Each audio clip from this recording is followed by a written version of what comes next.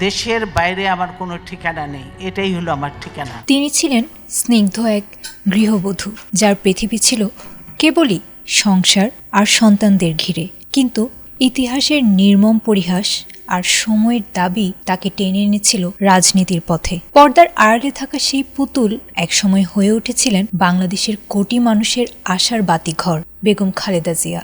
উত্তাল রাজপথ থেকে 3 বার দেশের প্রধানমন্ত্রী, আর সেখান থেকে ক্লান্তিহীন নিঃসঙ্গ লড়াই। বাংলাদেশের রাজনৈতিক ইতিহাসের সবচেয়ে বর্ণিল ও নাটকীয় এক মহাকাব্যের নাম খালেদা জিয়া। সেই দীর্ঘ লড়াইয়ের অবসান হলো, চিরতরে নিভে গেল অপরাজেয় নক্ষত্র।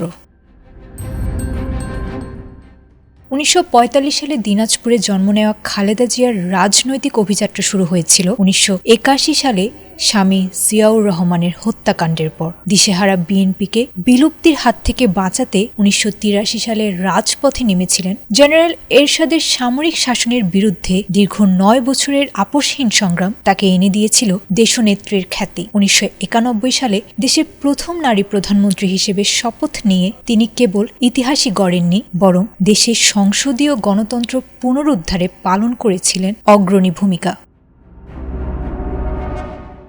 2024 জুলাই বিপ্লব পরবর্তী মুক্ত বাতাসে শ্বাস নিলেও জরাজীর্ণ শরীর আর সায় দেয়নি বেগম জিয়ার। লিভার সিরোসিস সহ বহুমুখী রোগের সাথে লড়াই করে অবশেষে 80 বছর বয়সে না ফেরার দেশে পাড়ি দিয়েছেন এই ক্যারিশম্যাটিক নেত্রী। তার প্রয়াণে বাংলাদেশের রাজনীতিতে 2 নেত্রীর যে দ্বিমেরু শাসন ব্যবস্থা ছিল, তার একটি শক্তিশালী স্তম্ভের পতন ঘটল।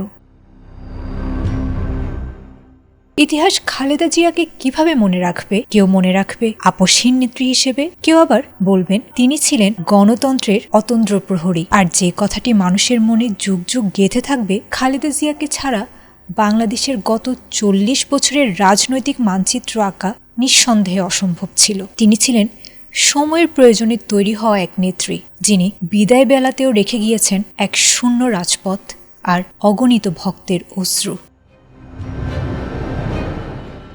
Desk report, ATN Bangla.